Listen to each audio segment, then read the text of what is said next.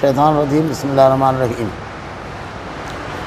انما الصدقات للفقراء والمساکین والعاملین علیہا والمؤلفۃ قلوبہم وفی الرقاب والغارمین وفی سبیل اللہ وابن السبیل فریضۃ من اللہ واللہ علیم حکیم ومنہم الذین یؤذون النبی ویقولون هو اذن قل اذن خیر لکم یؤمن باللہ ویؤمن بالمؤمنین ورحمۃ للذین آمنوا منکم والذین یؤذون رسول اللہ لہم عذاب علیم یحلفون باللہ لکم لیرضوکم واللہ ورسولہ حق ان یرضوا ان کانوا مؤمنین الم یعلموا انہ من یحادد اللہ ورسولہ فان لہ نار جہنم خالدا فیہا ذلک الخزی العظیم یحذر المنافقون ان تنزل علیہم سورۃ تنبئہم بما فی قلوبہم قل استہزئوا ان اللہ مخرج ما تحذرون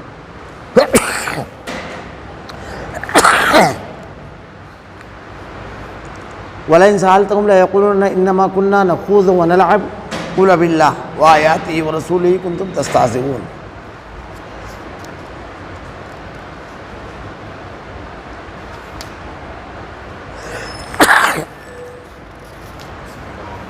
صدقات، زکوٰۃ اور خیرات صرف فقیروں اور مسکینوں کے لیے اور ان کے وصول کرنے والوں کے لیے اور ان لوگوں کے لیے جن کی دلجوئی مقصود ہوتی ہے اور گردن چھڑانے میں اور قرض داروں کے لیے اور اللہ کی راہ میں اور راہ رو مسافروں کے لیے فرض میں اللہ کی طرف سے، اور اللہ خوب علم و حکمت والا ہے۔ ان میں سے وہ بھی ہیں جو پیغمبر کو ایذا دیتے ہیں اور کہتے ہیں وہ کان کا کچا ہے، آپ کہہ دیجئے کان کا کچا ہونا تو تمہارے لیے ہی بہتر ہے۔ وہ اللہ پر ایمان رکھتے ہیں اور مسلمانوں کی بات کا یقین کرتا ہے، اور تم میں سے جو اہل ایمان ہے یہ ان کے لیے رحمت ہے۔ رسول اللہ کو جو لوگ ایذا دیتے ہیں ان کے لیے دردناک عذاب ہے۔ محض تمہیں خوش کرنے کے لیے تمہارے سامنے اللہ کی قسمیں کھاتے ہیں، حالانکہ اگر یہ ایماندار ہوتے تو اللہ اور اس کے رسول راضی کرنے کے زیادہ مستحق تھے۔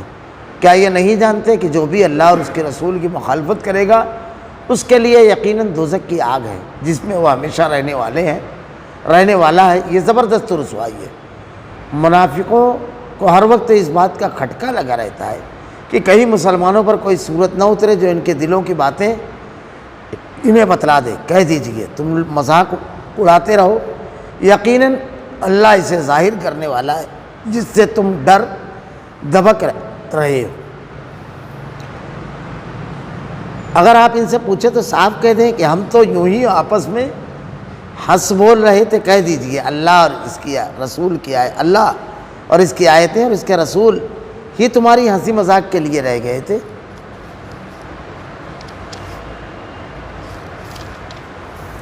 انما الصدقات للفقراء والمساکین والعاملین علیہا والمؤلفۃ قلوبہم وفی الرقاب والغارمین وفی سبیل اللہ وابن السبیل فریضۃ من اللہ واللہ علیم حکیم۔ صدقات، زکوٰۃ، خیرات صرف فقیروں اور مسکینوں کے لیے اور ان کے وصول کرنے والوں کے لیے اور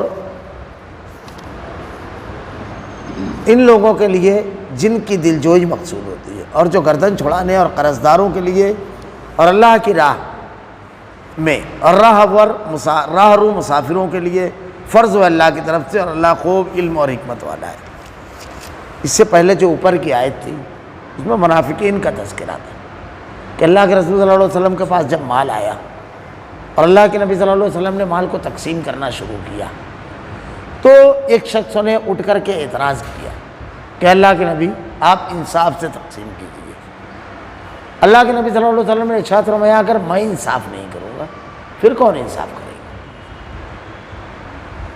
وہ جب اعتراض کیا تو صحابہ میں سے کسی نے کہا کہ اللہ کے نبی آپ حکم دیجئے میں اس کی گردن مار دوں، کیونکہ اس نے اتنا غلط کام کیا۔ اللہ کے نبی صلی اللہ علیہ وسلم پر بے انصافی کا سوال اٹھانا یہ خود سب سے بڑا جرم ہے۔ اللہ کے نبی صلی اللہ علیہ وسلم تو شریعت پر عمل کرنے، اس کو لوگوں تک پہنچانے اور اس پر لوگوں کو عمل کروانے کی کوشش کرنے کہ میں پوری زندگی لگا دی۔ اللہ کے نبی صلی اللہ علیہ وسلم نے ایک چھوٹی سی چیز بھی آپ نے زندگی میں چھوڑی نہیں، اور اتنی بڑی چیز اللہ کے رسول صلی اللہ علیہ وسلم نے کسی بھی چیز کی پرواہ نہیں کی، کسی چیز میں دعوت کو پہنچانے میں رشتوں کی پرواہ نہیں کی، کسی چیز کی پرواہ نہیں کی۔ آپ کے سامنے تو حکومت پیش کی گئی، آپ کے سامنے یہ دولت پیش کی گئی، قبیلے کی سرداری پیش کی گئی، آپ نے سب کو ٹھکرا دیا۔ سمجھوتے کے لیے مشرکین مکہ نے کہا ایک دن آپ ہمارا 1 سال معبودوں کی عبادت کیجئے، 1 سال آپ کے معبود کی ہم کریں گے۔ ساری چیزیں آپ نے ٹھکرا دی، اور اللہ کے رسول پر اتنا سنگین الزام۔ اللہ کے نبی نے ارشاد فرمایا اس کے پیچھے ایک قوم نکلے گی جو دین سے ایسے ہی نکل جائیں گے جیسے کمان سے تیر۔ اور دوسری روایتوں میں کہ اللہ کے نبی نے ارشاد فرمایا جب ان کو دیکھو گے تو تم اپنے آپ کو کم پاؤ گے، تمہاری نمازیں، تمہاری عبادت، یہ تمام چیزیں کم لگیں گی۔ خوارج کے معاملے میں حدیث میں آتا ہے، تاریخ میں بھی اس کی تفصیل ہے کہ عبداللہ ابن عباس رضی اللہ تعالیٰ عنہ جب ان سے ملاقات کے لیے گئے، یہ خوارج کا پیشوا تھا، جب ملاقات کرنے کے لیے گئے تو وہ کہتے ہیں کہ وہ لوگ آپس میں قرآن کی تلاوت کر رہے تھے، مکھیوں کی بنبناہٹ کی آواز محسوس ہوتی تھی، سجدوں کی وجہ سے ان کی پیشانیاں زخمی تھیں، یہ جو خوارج تھے۔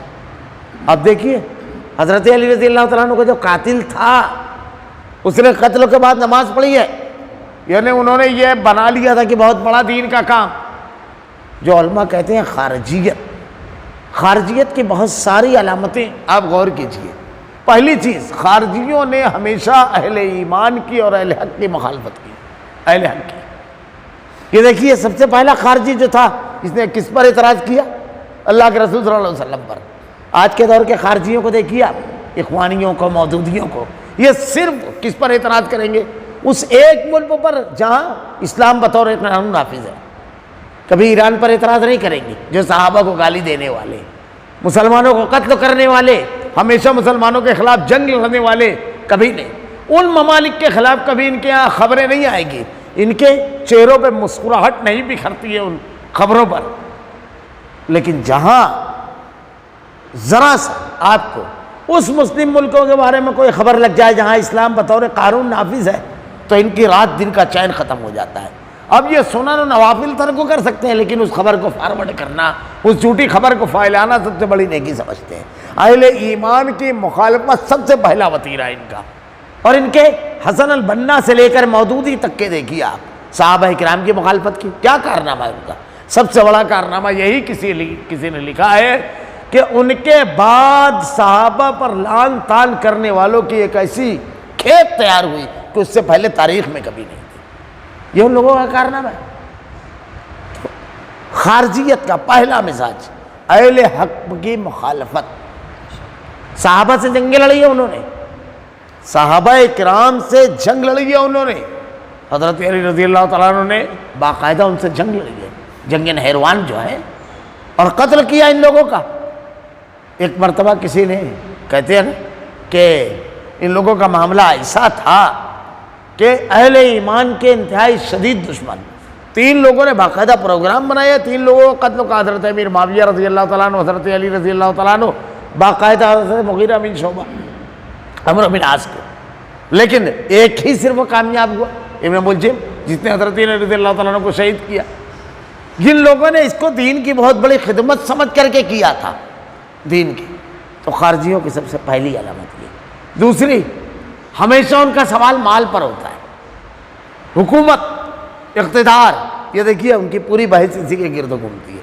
عقیدہ توحید غیر اہم ہے، اتباع سنت غیر اہم ہے، دینی امور پر عمل کرنا غیر اہم ہے۔ کبھی ان کے ہاں آپ ہفتے بہت سنیں گے۔ کیسے ہفتے سنیں گے؟ ابہام والے، واضح طور پر حق بات کرنا۔ کبھی آپ شرک کا ہفتہ نہیں سنیں گے، کبھی آپ کنڈے کا ہفتہ نہیں سنیں گے، کبھی نیاز اور تعزیہ کا ہفتہ۔ جو اپنوں میں سچ بولنے کی ہمت نہیں کرے، توحید پیش کرنے کی ہمت نہ کرے، وہ پوری دنیا پر حکومت الہیہ کی بات کرتا ہے۔ جو اپنے وجود پر حکومت الہیہ نہیں قائم کر سکتا۔ بے شمار دلیلیں اس کی۔ سنت کے معاملے میں دیکھیے اسی طریقے سے اللہ کے نبی صلی اللہ علیہ وسلم کی سنت کا صحیح حدیث آنے کے بعد بھی اس پر عمل، ہم یہ سب اختلاف میں نہیں پڑھتے، پھر کس میں پڑھتے ہیں؟ دین کے معاملے میں جب آپ اختلاف میں نہیں پڑھتے ہیں، آپ اپنی نماز کو سنت کے مطابق نہیں کر سکتے، آپ اپنے اعمال کو سنت کے مطابق نہیں کر سکتے، پوری دنیا کو آپ شریعت کے مطابق قرآن و حدیث کے مطابق لانے کی کوشش کر رہے ہیں۔ پہلے اپنے 5 فٹ کے وجود پر آدمی اللہ اور اس کے رسول کے بتائے ہوئے قوانین کو نافذ کرے، اس کے بعد دنیا پر نافذ کرنے کی بات کرے، اپنے وجود پر، اپنے اہل خانہ اور اپنے خاندان پر۔ آپ دیکھیے یہاں معاملہ بالکل اس سلسلے میں زیرو۔ انبیاء کرام کا منہج کیا تھا؟ انبیاء کرام کا منہج اللہ کے بندوں کو اللہ کی بندگی میں دینا، اور ان کا منہج اللہ کے بندوں پر حکومت قائم کرنا، یہ ان کی کوشش۔ اور آپ یہ بھی دیکھیے، میں ایک جملے میں کہوں گا صرف کہ جتنے بھی ہیں یہ اخوانی اور اس قسم کی تحریکیں، حکومت کی بات کرنے والے، ان کی قربانیاں جب ان کے دور میں باطل سے کوئی جنگ ہوئی ہے، ان کو جانے سے کسی نے نہیں روکا ہے، لیکن یہ کبھی بلوں کے باہر نہیں نکلے، کبھی بلوں کے باہر نہیں نکلے ہیں۔ کیا ان کے دور میں، مولانا مودودی کے دور میں یہ روز فلسطین کی جنگ نہیں ہوئی؟ کتنے لوگوں کا دستہ لے کر پہنچ گئے تھے، کتنے لوگوں کا؟ کیا آج کے دور میں نہیں ہوئی؟ ابھی آئے دن نہیں ہوتا ہے، کتنی جگہ یہ کرتے ہیں، جہاں یہ کر سکتے ہیں کتنی جگہ، کتنے مقامات پر۔ ٹھیک ہے ان ممالک کی بات جہاں سے ویزے وغیرہ دوسرے پرابلم، لیکن مسلم ممالک میں آپ بنائیں، ڈیمانڈ کریں، کبھی نہیں۔ لیکن پوری ملت اسلامیہ کو جہاد کا نام دے کر کے، جذباتی نعرے لگا کر کے بدنام ضرور کیا۔ اسلام کو بدنام کرنے کا سبب ضرور بنے، اسلام کو پھیلانے، اسلام کو دلوں میں اترنے والی تعلیمات کے ذریعے لوگوں تک کے پیش کرنے کی بجائے پروپیگنڈے کے ذریعے اور اپنے لوگوں کے خلاف ہمیشہ، یہ دیکھیے قائدین کے خلاف ہمیشہ ان کی تحریریں آپ کو ملے گی۔ یہ خارجیت کا مزاج ہے، یہ وہاں سے اللہ کے نبی کے دور سے شروع ہوا۔ تو اس نے اعتراض کیا مالی، اور سب سے پہلے یہی اپنا ایک الگ ڈھرا بنائیں گے۔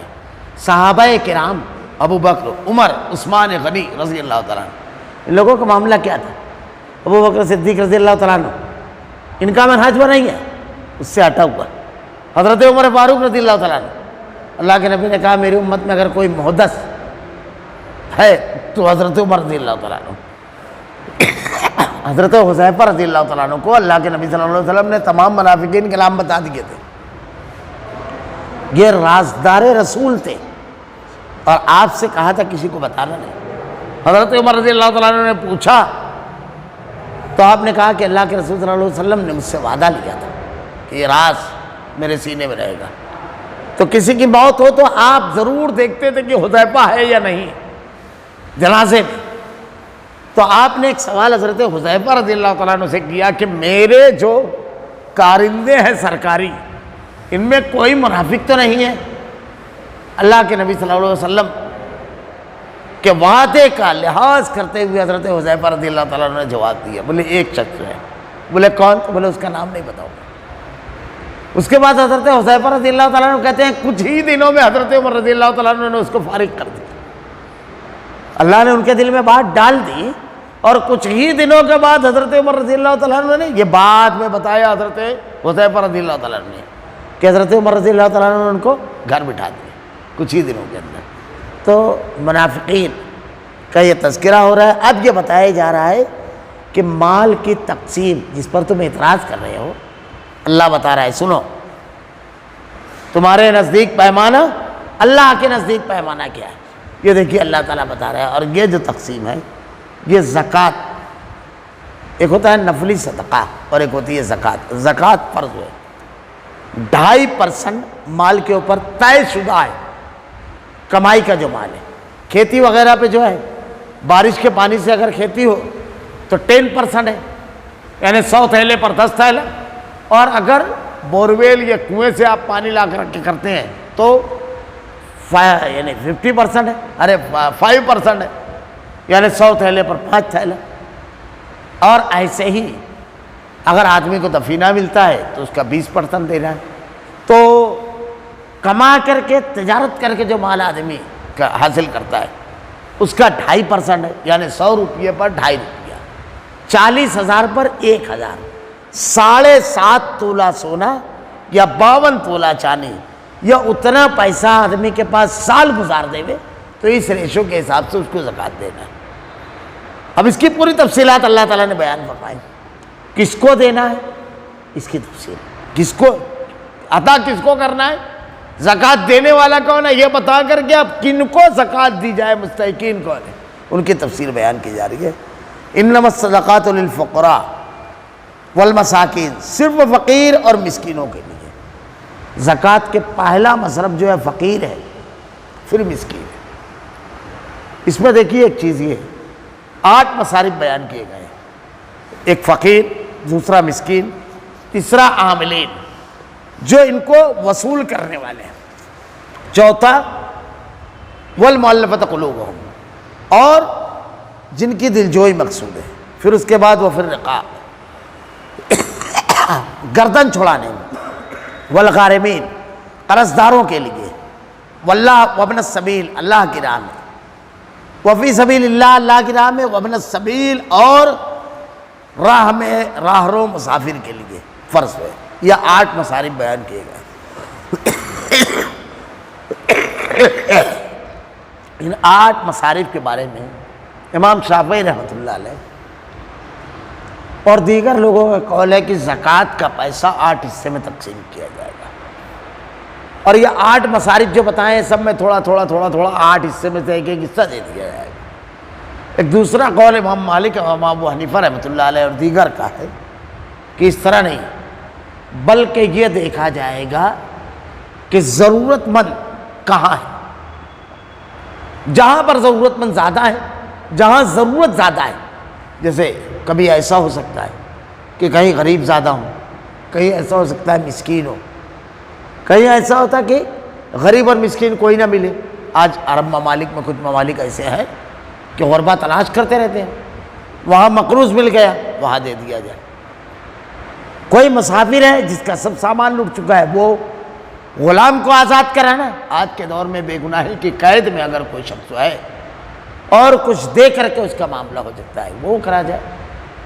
پھر ایک چیز اور ہے، غلاموں کا دور ختم ہو چکا ہے، اب اس کے علاوہ یہ مقروض ایسا مسافر جس کا سب لٹ پٹ گیا، راستے میں اب منزل تک پہنچنے کے لیے کوئی وہ نہیں ہے، وہ لے سکتا ہے۔ وہ ابن السبیل اللہ کے راستے میں دیا جائے، جہاد فی سبیل اللہ کے لیے۔ تو اس کی ایک ایک کی تفصیل، تو جو مصرف جہاں پر زیادہ نظر آئے، جیسے اب جہاد کے موقع ہو، اب ایسے موقع پر سب سے زیادہ اہم یہ ہو جاتا ہے کہ اگر ملک ہی باقی نہ رہے گا، لوگ ہی باقی نہ رہیں گے تو آپ دو گے کس کو؟ تو وہاں پر پوری توانائی کے ساتھ لگانا ہے، تو جہاں جو مصرف میں زیادہ ضرورت ہو۔ اور یہی رائے جو ہے دوسری رائے، اسی کو اہل الرائے نے اور سلف نے خلف نے اکثریت نے اسی کو فوقیت دی ہے کہ یہی بہتر رائے ہے۔ تو اب جن لوگوں میں تقسیم کیا جائے وہ کون ہے؟ فقیر اور مسکین۔ عام طور سے فقیر اور مسکین کا جو لفظ ہے ہمارے ہاں ایک ہی معنی میں بولا جاتا ہے، یعنی فقیر اور مسکین ایک ہی، لیکن اللہ کے نبی صلی اللہ علیہ وسلم کی ایک حدیث سے اس کی وضاحت ہو جاتی ہے۔ فقیر تو اسے کہا جاتا ہے جو اپنی ضرورت کو، یعنی ضرورت مند ہوتا ہے اور اس کے پاس کچھ نہیں ہوتا ہے۔ کبھی کبھی ایسا ہوتا ہے کہ مجبور بھی ہوتا ہے، جیسے معاشی ہے، جسمانی اعتبار سے معذور ہو تو وہ اپنے ضروریات کو مانگ کر کے پورا کرتا ہے، اس کی مجبوری یہ ہے کہ لوگوں کے سامنے زبان کھولنا ہی پڑتا ہے اس کو، یہ ایک ہوا۔ اور مسکین جو ہے نا اس میں ایک فرق ہے، اللہ کے نبی صلی اللہ علیہ وسلم نے ارشاد فرمایا مسکین وہ نہیں ہے جو ایک لقمہ، 2 لقمہ، 1 کھجور، 2 کھجور کے لیے لوگوں کے پیچھے لٹک جائے، پیچھے پڑ جائے اور ان سے لے کچھ نہ کچھ، وہ نہیں ہے مسکین۔ مسکین وہ ہے جس کی بیوی بچے، کام دھندہ بھی کرتا اور اس کی ضرورت اور حاجتیں پوری نہیں ہو رہی ہیں، وہ انتہائی شدید ضرورت مند ہے اور وہ منہ بھی نہیں کھول رہا ہے۔ یہ اللہ کے نبی صلی اللہ علیہ وسلم نے مسکین کی پہچان بتا دی۔ اس کی غیرت و حمیت اس کا منہ نہیں کھلوا رہی ہے، زبان نہیں کھول رہا ہے، لیکن وہ ضرورت مند ہے، وہ ہے مسکین۔ کہا گیا کہ ان کے چہروں سے تم پہچان جاؤ گے۔ مساکین کو پہچانے کا بہت سارا طریقہ ہوتا ہے، جیسے آج کے دور میں ہم لوگ جس معاشرے میں رہتے ہیں، اس معاشرے کے اندر اگر ایک آدمی ہے، اس کی اکیلا گھر کا کمانے والا ہے، علوم چلاتا ہے، فرض کر لیجیے، اب اس کے 4-5 بچے ہیں، سب لڑکیاں ہیں، لڑکا ہے تو چھوٹا ہے، اب وہ تمام بچوں کا پیٹ بھرنا، اس کی اہلیہ کسی بیماری کا شکار ہے، بچے کسی بیماری کا شکار ہے، ان کے اسکول کے اخراجات، فیس، یونیفارم، تہوار، سردی، گرمی، بیماری، تمام چیزیں وہ اکیلا جھیل رہا ہے۔ پھر اس کے علاوہ اب صرف اتنا نہیں ہے، گورنمنٹ کا ٹیکسز ہیں، کرپٹی بھرنا ہے اس کو، پاور بل بھرنا ہے اس کو، مختلف چیزیں آتی ہیں۔ رمضان المبارک کا مہینہ آیا، اضافی خرچ ہوتا ہے افطاری اور سحری کا، اب وہ کس کے سامنے اپنے آپ زبان کو کھولے؟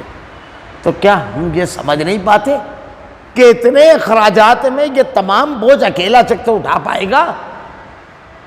بہت آسانی کے ساتھ ہم، لیکن ہمارے معاشرے میں، سماج میں پہلے یہ بہت مزاج تھا، ابھی بھی ختم نہیں ہوا ہے مگر کم لوگوں میں یہ حقیقی مزاج ہے۔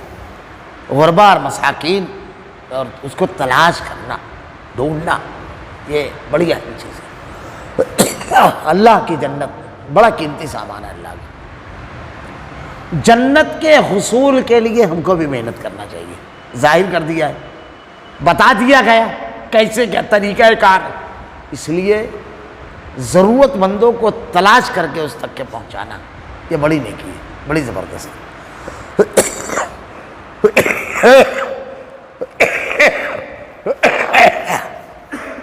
اور ان کے وصول کرنے والوں کے لیے، وصول کرنے والے کون ہیں؟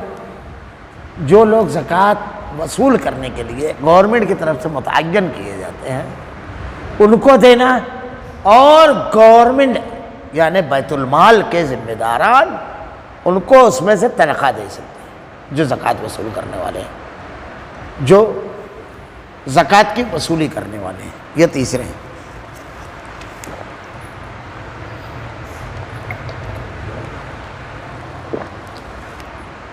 عاملین، اور اس کے بعد والمؤلفۃ قلوبہم، اور ان کے لیے جن کی دلجوئی مقصود ہے۔ دلجوئی کئی اس کا ہے، ایک تو یہ کہ ایسے لوگ جو اسلام کی طرف تھوڑا سا رغبت رکھتے ہیں، مالی اعتبار سے ضرورت مند ہیں، ان کو دے دیا جائے تاکہ وہ اسلام فوراً قبول کر لے، اسلام کی طرف ان کی رغبت بڑھ جائے کہ یہ مذہب ہے کہ برے وقتوں میں آدمی بغیر کسی غرض کے کھڑا ہو جاتا ہے، اللہ کے راستے میں ایسا خرچ کرتے ہیں، لوگوں کے مسائل کا اتنا خیال رکھتے ہیں، راغب ہو جائے۔ دوسرا، کوئی ایسا علاقہ جہاں مسلمانوں پر کوئی مصیبت یا آفت آ سکتی ہے غیروں کی طرف سے، اور اگر ہم کچھ ان کی مالی مدد کر دیں اس کی وجہ سے وہاں کے مسلمان محفوظ رہ جائیں گے، یہ یقینی ہونا چاہیے۔ تو اس طرح وہاں پر تالیف قلب کے لیے، ان کے دل کو نرم کر کے لیے زکوٰۃ دے سکتے ہیں۔ بعض لوگوں نے کہا ہے کہ یہ مصرف ختم ہو گیا ہے، لیکن حقیقت یہ ہے کہ یہ مصرف کی ضرورت آج بھی ہے۔ ہندوستان میں تو ہم زیادہ محسوس کر سکتے ہیں اس کو کہ اس کی مصرف کی ضرورت کیسے ہے۔ اور یہ دلجوئی کے لیے، ایک آدمی ہے اسلام قبول کیا، اس نے نیا ہے، جب اس نے اسلام قبول کیا تو اسلام قبول کرنے کے بعد وہ مقروض ہے، مالی اعتبار سے پریشان ہے۔ اب ہمارے یہاں ایک بہت بڑا مسئلہ زکوٰۃ کے سلسلے میں یہ ہے کہ زکوٰۃ دینے والے اور زکوٰۃ لینے والے دونوں میں یہ چیز مشہور ہے۔ زکوٰۃ دینے والوں کا معاملہ یہ ہے کہ زکوٰۃ کو منظم انداز میں پلان کر کے نہیں دیتے۔ پلان کر کے مطلب یہ ہے کہ ایک آدمی 1 کروڑ کا مالک ہے، اب 2.5 لاکھ روپیہ اس کی زکوٰۃ نکلتی ہے۔ اب اگر وہ 2.5 لاکھ روپیہ زکوٰۃ نکلے گی تو وہ کیا کرے گا؟ وہ یہ کرے گا کہ 250 لوگوں کو 1,000 روپیہ دے دے گا، یا کسی کو 500، کسی کو 2000، کسی کو۔ دیکھیے ہے، اگر آپ کے پاس اسی طریقے سے اتنے ضرورت مند ہیں تو آپ پہنچائیں گے، لیکن اب ہر مانگنے والے کو آپ نے ایک رول بنا لیا ہے، بس اگر اس میں سے ایسا کرتے ہیں کہ 1,00,000 1.5 لاکھ روپیہ کسی ایک شخص کو جو آپ کے اپنے قریبی رشتہ داروں میں ہے، وہ محنت کر کے کچھ کرنا چاہتا ہے لیکن اس کے پاس کوئی اماؤنٹ نہیں ہے، اس کو دے کر کے کھڑا کر دیجیے تاکہ آئندہ سال وہ دینے والا بن جائے۔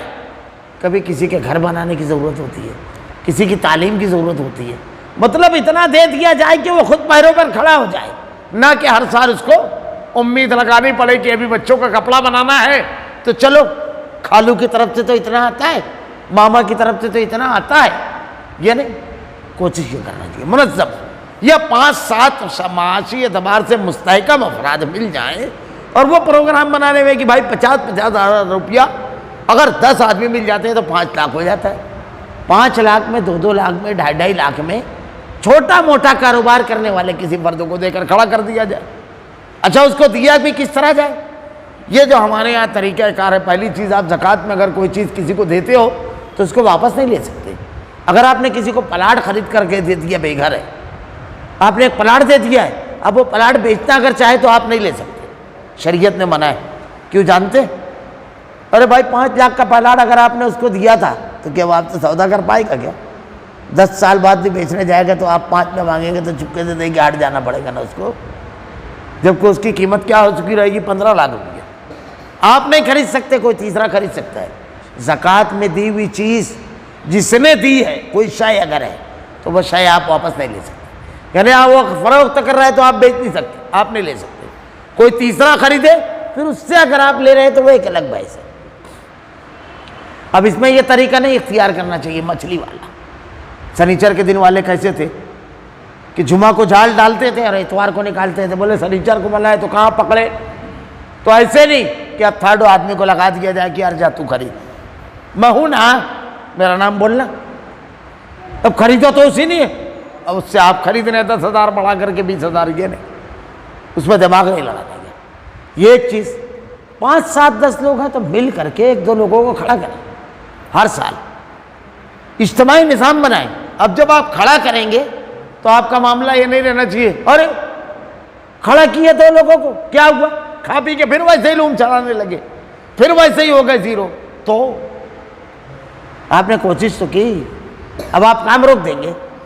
ارے 10 سال محنت کیجیے، اگر 2 لوگ بھی کھڑے ہو گئے تو پورے 2 فائدہ ہے آپ کو، 2 کو آپ نے کھڑا کیا نا اپنی زندگی میں، اور ایسے آپ کریں گے نہیں تو کبھی کوئی کھڑا نہیں ہوگا۔ یہ شکوہ کرنا چھوڑیے، کاروبار میں تو لوگ اچھے کھاتے، ابا سے کاروبار ملتا ہے، بیٹا 0 گھر دیتا ہے، تو ابا سے کاروبار ہی نہ دے، کاروبار دینا بند کر دے کہ اب بیٹوں کو کیا کریں گے، دے کر کے 0 ہو جاتے ہیں، یار فلاں کا بیٹا 0 ہوا، آپ یہ سوچ کر کے اپنا کرتے ہو ایسا؟ تو یہ نیک کام نہیں چھوڑنا ہے منظم انداز میں۔ تو خیر، تالیف قلب جو میں بتا رہا تھا، تالیف قلب کے لیے ایسا نو مسلم شخص ہو جس نے اسلام قبول کیا ہے، معاشی اعتبار سے اگر وہ مقروض ہے، کمزور ہے، کوئی بہت اچھا کاروبار کرتا تھا تو اس کو دوبارہ دے کر کے کھڑا کر دینا۔ اب ہمارے یہاں زکوٰۃ دینے والوں میں ایک چیز اور یہ ہے کہ زکوٰۃ دیتا ہے جو، یہ حدیث صحیح ہے کہ وہ مال کا محل ہے، اس کے لیے محل ہے، لیکن جو لیتا ہے اس کے لیے محل نہیں ہے۔ اب ہمارے یہاں سمجھتے ہیں کہ جو لے رہا ہے اس کے لیے بھی، اور ہمارے یہاں ایک بڑا مسئلہ یہ ہے کہ لوگ یہ سمجھتے ہیں زکوٰۃ کا مستحق ہوا ہے جس کی ٹانگ ٹوٹی وہ ہاتھ ٹوٹا ہو، لنگڑا لولا چل نہیں سکتا، ایسا نہیں ہے، ایسا نہیں ہے۔ میں نے مسکین کی بھی تعریف کی، ایک دم صحت مند ہو سکتا ہے وہ، مسکین ہو سکتا ہے وہ، نو مسلم ہے، تالیف قلب کے لیے انتہائی طاقتور ہو سکتا ہے، لیکن وہ ہو سکتا ہے زکوٰۃ کا مستحق جسمانی اعتبار سے معذور نہیں، مالی اعتبار سے کمزور شخص کو دی جائے گی زکوٰۃ۔ ذرا فرق سمجھ گیا؟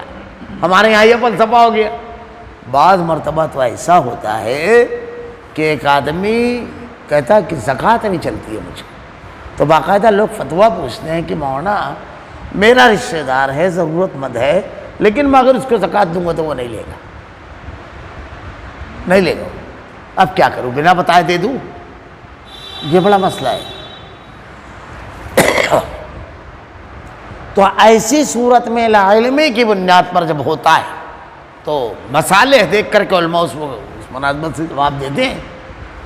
تو یہ فلسفہ، آپ ضرورت مند ہیں، اللہ نے ہمارے اوپر سود کو حرام کیا ہے، لوگوں کا مال بے ایمانی سے کھانا حرام کیا ہے، زکوٰۃ اور صدقات کو ہمارے لیے ضرورت مند ہے تو جائز کیا ہے، یہ یاد رکھیے۔ تو بالکل اگر ایک آدمی ضرورت مند ہے تو وہ لے سکتا ہے زکوٰۃ، یاد رکھیے۔ اور جو ضرورت مند ہے اس کو دینے کے بعد کبھی جتانا نہیں چاہیے زکوٰۃ۔ اچھا ایک اور چیز ہے، زکوٰۃ کا ایک اور ہے مالک بنانا۔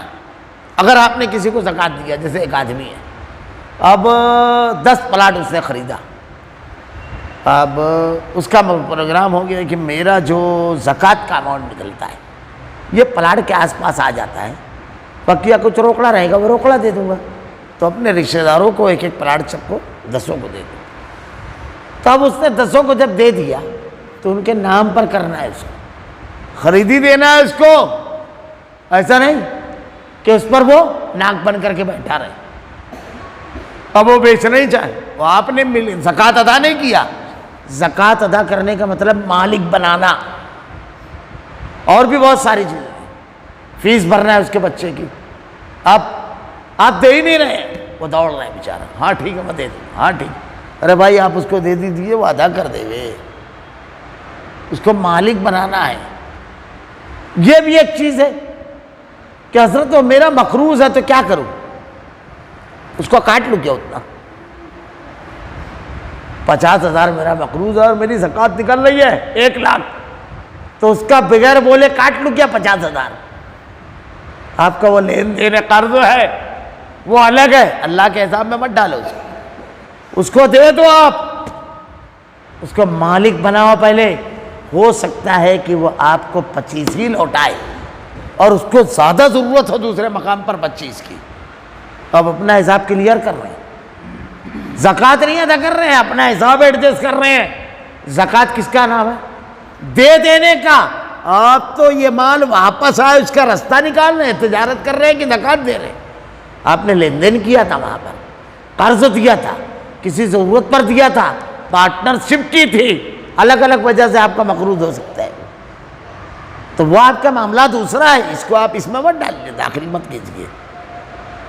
اب اس کو اگر دوسرا انداز میں کروں میں کہ چلو اب وہ ایسا ہے کہ کسی کی طرف 1,000 روپیہ باقی تھا، تو اب گھر بھر کی دعوت ہے تو ان لوگ 5 بھائی ہیں، تو ان لوگ کا کٹ کر دیں میں کیا، اپنا بچ جائے گا، کیونکہ ایک پائلی لگ جاتا ہے ان لوگ کے گھر میں، تو 2,500 مقروض ہے، تو چلو ایک پائلی ان کا کم کر دیں میں اور اپنے حساب میں مائنس کر لیں میں، کوئی مفتی سے پوچھنے یہ نہیں آتا۔ ارے پوچھنا کہ مولانا ان کو کارڈ نہیں دیتے، ہم لوگ ایک پائلی ان کا مائنس کر لیتے ہیں اور ایک پائلی کا جو 2,400 ہے کٹ کر کے اپنے میں رکھ لیں گے، اپنے والے شادی والے حساب میں اس کو نہیں ڈالیں گے، اپنی پارٹی والے حساب میں اس کو نہیں ڈالیں گے۔ بچے کی ولادت ہے تو چلو اب بکرا 20 کلو خرید رہے تو 18 کلی کا خرید لو، 2 کلو 600 میں ہے، 1,200 1,000 روپیہ اس کے دے نہیں رہا ہے، اس کے یہاں گوشت نہیں بھیجیں گے اپن 2 کلو، 4 بھائی ہیں پاپا بھر کوئی بیچتے ہیں نا، آدھا آدھا نہیں بھیجیں۔ ایسا کوئی پوچھتا ہے سوال؟ نہیں پوچھتے۔ تو یہاں بھی وہ سوال مت کیجیے، آپ کا لین دین مالی امور الگ چیز ہے اور زکوٰۃ الگ چیز ہے، آپ اس کو دے کر کے اس کو مالک بنائیے، یہ چیز۔ خیر، تالیف قلب کے لیے اب اس کے بعد اور کیا ہے تالیف قلب کے ساتھ؟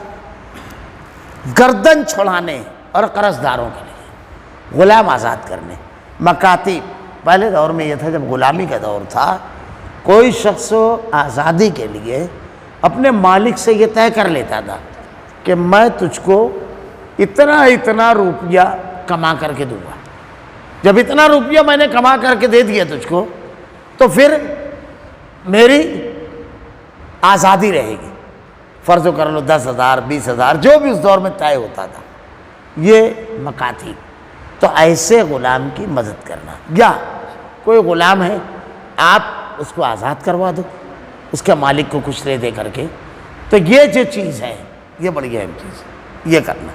تیسری چیز قرض داروں کے لیے، کوئی آدمی اگر مقروض ہے تو اس کی قرض کی ادائیگی کی کوئی سبیل نہیں رہے گی۔ جیسے مثلا ایک آدمی مالی اعتبار سے بالکل ختم ہو گیا، مالی اعتبار سے بالکل یعنی ایک دم دیوالیہ جس کو کہتے ہیں، اب اچھا تھا وہ، اب ایک دم مقروض ہو گیا، گھر بھی نہیں بیچ سکتا، کچھ ہے بھی نہیں اس کے پاس، کیونکہ اب روڈ پہ آ جائے گا تو کرایہ بھی نہیں دے سکتا۔ تو ایسی صورت میں ہمارے یہاں تو یہ بات بالکل ختم ہے، بلکہ بڑا الٹا معاملہ ہے۔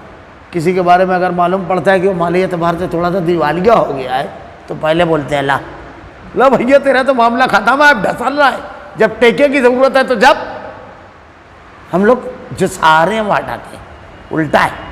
ایسی ٹائم تو ضرورت پڑتی ہے کہ ٹیکہ دے کر کے آپ اس کو دوبارہ کھڑا کریں، دیوالیہ ہو تو میں نے ابھی عرب کی خبر پڑھی تھی، بڑا میرا خوش ہوئی طبیعت کہ مرغی کی ایک بہت بڑی کمپنی تھی، یہ جو مرغی ہوتی ہے، تو اس کے بالکل سامنے ایک کمپنی تھی، وہ دیوالیہ ہو گئی۔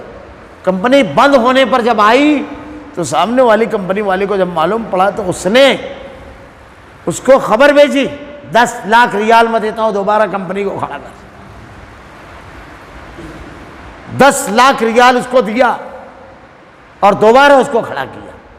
وہاں پر یہ کمپٹیشن نہیں ہے کہ یہ کمپنی ختم ہو جائے گی تو میں اکیلا رہوں گا مارکیٹ میں خوب کماؤں گا، نہیں۔ ان لوگوں کا عقیدہ بڑا مضبوط ہے، وہ رزاق ہر کسی کو اس کو دے کر بھیجتا ہے۔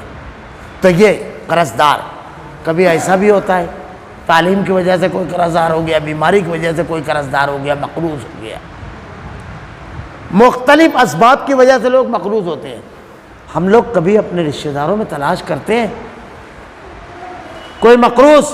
ابھی مثال کی بات بتا رہا ہوں، مجھ کو ایک شخص بتانے لگا، کئی بچے ہیں، پوری عمر محنت اور مزدوری کی اس شخص پوری عمر، وہ مقروض تھا اور اچھا خاصا مقروض تھا۔